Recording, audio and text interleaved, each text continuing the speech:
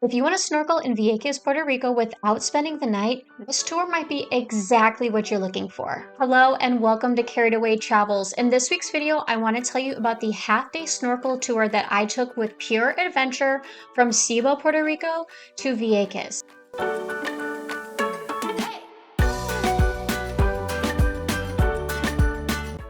Now, originally when I was planning this trip, I wanted to spend a day or two on Vieques Island because there was so much to do here.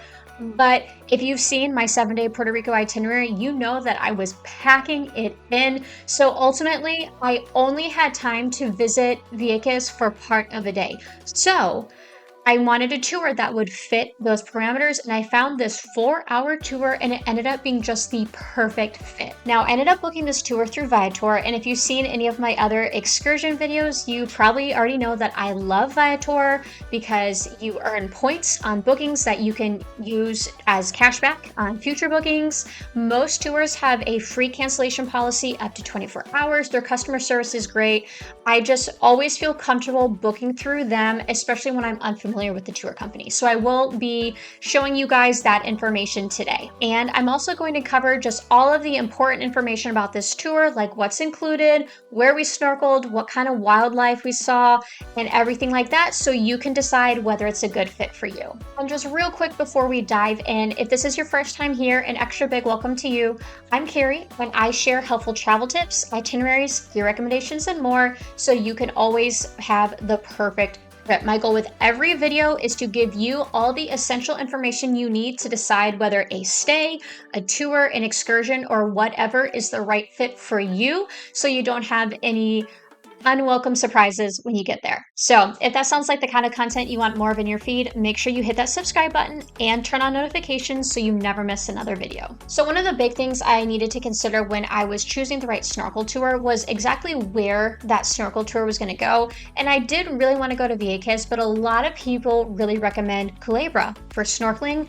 But I was reading all these reviews that said their snorkel tours ended up going to Vieques anyways because the water was too choppy and they couldn't snorkel at Culebra. So I was like, you know what? We're just going to skip that for this trip since we have such a short amount of time anyways. And so I ultimately ended up choosing a tour that was planning to go to Vieques. So if you're back and forth on Culebra versus Vieques, that is something to keep in mind. Your tour might end up over here anyways, and it's just kind of hard to know in advance what the weather is going to be for that day unless you're booking like right before. Now for this 4-hour tour, we were supposed to take off at 8 a.m. from the Pure Adventure Snorkeling office, but we had to be there at like 7:15 or 7:30 a.m. for check-in. And there were some waivers that we had to sign. To be honest, there was a lot of waiting around, but I have a feeling they set that time so early because people were just constantly coming late and pushing back the tour for everyone else. So keep in mind, this is an early morning adventure, but you are going to have such a fun morning and there will be plenty of time to do other stuff with the rest of the day when you're done. They did have a small gift shop at the office and bathroom, so if you needed to put on your suit or anything when you got there, there was space for that, and of course go to the bathroom before you left. There was also a bathroom on the boat, but if you don't like going to the bathroom on the boat, I would highly recommend doing it at their office. And then once everyone was checked in and ready to go, we all got into our vehicles and followed the guides over to the dock area, which was about a 3-minute drive. It was very, very close. And then we just parked in the free dock parking lot area. From there, everyone got on the boat and it was about a 30-minute ride across the water to Vieques Island. We happened to get just an absolutely gorgeous day, blue skies, visibility for miles, and before long we were pulling up to Playa Punta Arenas. Now this is a small beach on the western tip of Vieques Island, and we pretty much had it to ourselves. I think there was about 20 people in the tour group, and I only saw like one more boat way off in the distance, and so we had this whole area to ourselves, and it was absolutely perfect for snorkeling. Now the actual beach was really small because of the hurricanes that have come through in recent years, and so it was pretty thin. Obviously that takes a little bit of time to rebuild, and so the guides did tell us to make sure not to take any sand or seashells because the island needed as much as it had and could make to keep growing that beach back. But Obviously, we weren't there to lay on the beach, we were there to snorkel. And there is a beautiful reef right off the coastline in shallow waters that was perfect for snorkeling. Now, this is where they had us start. This was kind of our getting used to the equipment area, and we swam around this reef for about an hour. It was shallow enough that I could stand up in a lot of places, and I'm only 5'4", but deep enough in others that you could swim over the reef. And there were so many cool tropical fish, just so many different kinds and colors. Some people in the group even spotted a ray. I didn't manage to catch that one, but there was just a gorgeous variety of fish in this area. So my head was just constantly on swivel, just trying to see everything I could. I did eventually pop up onto the beach, and there was this super cute, really pretty bright blue fish just in the shallows as well. And so that was a fun little extra. Now for this first part, I only used a snorkel and a mask. They had fins, but I didn't really feel like I needed them with how shallow it was. And honestly, the water was so salty, it almost took effort to seek. So I wasn't worried at all about this. However, it is very beginner friendly. There were small children on this tour who had never snorkeled before. They were doing just fine. But for anyone who is new to snorkeling or maybe not quite as comfortable in the water, they have fins, they had pool noodles and life jackets. And so if you weren't comfortable just going out with the snorkel and mask, they had all the equipment you needed to do your snorkeling activities safely. So after about an hour of snorkeling freestyle around this reef, they called us back on the boat, and they actually had a pretty heavy snack for us, which I wasn't really expecting. It was more like a lunch, but it was only like 10:30 in the morning. But they had fruit salad, fried plantains, and wraps. I got a chicken salad wrap, but I do believe there was like a vegetarian option as well, and it was really, really good.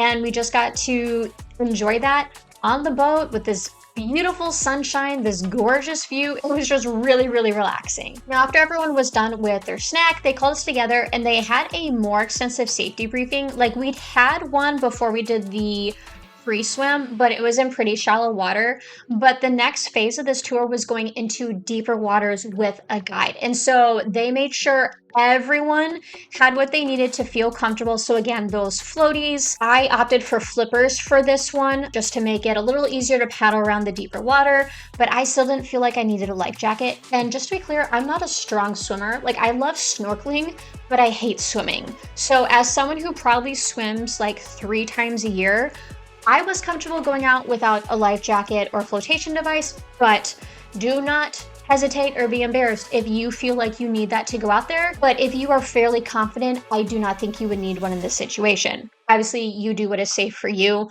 but I just wanted to throw that out there. So once everyone had all the gear they needed to safely go on this section of the tour, we all hopped in the water and we just kind of followed our guide around this deeper area. They'd moved the boat a little bit for us, and the water was so crystal clear. It was crazy. You could see all the way down to the bottom, and there were all sorts of plants and just these massive schools of fish. And in a lot of cases, there were so many of them nibbling on these plants that I thought they were leaves at first. And then I realized it was hundreds of fish just on these different sea plants down at the bottom. That was so cool. So we saw tons of fish.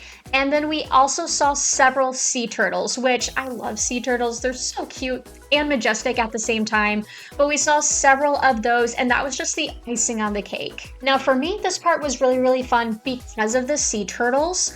However, the whole experience was a little bit less peaceful because we had the entire group swimming in the same area at the same time. It was a little chaotic. Honestly, I got kicked a few times. Some of the kids weren't really aware of their surroundings, which is kind of understandable. A few of the adults as well. So I personally would recommend that you just kind of hang on the edge of that group if you can, whether you're getting used to snorkeling or you just don't want to get kicked by someone who is. I just found that the edge was a lot more peaceful. I didn't have bubbles in my face from the person in front of me. And when we spotted something, it made it that much easier for me to kind of maneuver over around the group and see it for myself. So a couple of caveats there. I also felt like in the reef portion, I was able to get much closer to lots of these colorful fish. And in the deeper area, there was a lot of fish as well, but they were further away, so I didn't feel like I could enjoy them as much. However, again, still a super fun experience, and the chance to see sea turtles was just fantastic. This guided swim part probably lasted for about 30 minutes, and after that, they kind of gave us more free swim time around the boat in this open area. And if you wanted to, they were also letting people like cannonball off the side of the boat or just swim around for a little bit longer without the crowd, just to see more of those fish and everything that was happening on the bottom. So I really enjoyed that little extra bit at the end where I could explore on my own and not have to worry about all the people around me. But they paired that with more snacks. So they actually had an open bar where they would make drinks for everyone, or you could just grab waters and sodas. And they had more snacks like classic candy and madeleines. So I definitely tried both of those. They were very delicious. Around 11:30, we headed back to the mainland. And again, that was about a 30-minute boat ride. But this time they kept the snacks and drinks open. So it was pretty much unlimited. We could just grab as many snacks or drinks as we wanted to enjoy on the boat. So that was really nice. I definitely needed some water after being in the sun for a few hours, but if you did want more soda or unlimited madeleines, you had that option. And I thought that was really nice because I really was not expecting so many food and drink options throughout the tour. I was thinking maybe water and, I don't know, some fruit. If anything, they really put effort into a good culinary experience here, so I appreciated that a lot. We were back by noon, which meant we had a lot of time just to go on about our day. For me, that was like a 3-hour drive to Ponce, and this is where I had the only problem with the tour, because when we got back, their offices were actually closed, and I needed to change out of my swimsuit for a 3-hour road trip, and there really wasn't anywhere for me to change. So I ended up just dealing with it. Thankfully, I had a quick dry swimsuit, but that is something to keep in mind if you are not staying in the Ceiba area, or maybe if you're staying in San Juan, that's like an hour and a half or so away.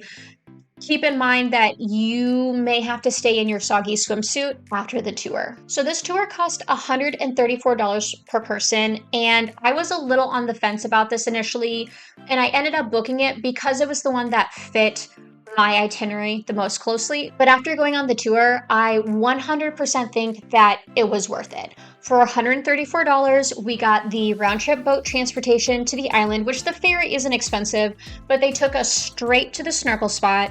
We got to snorkel and swim around for 2-something hours. We got a meal and then unlimited snacks and drinks. That's pretty good.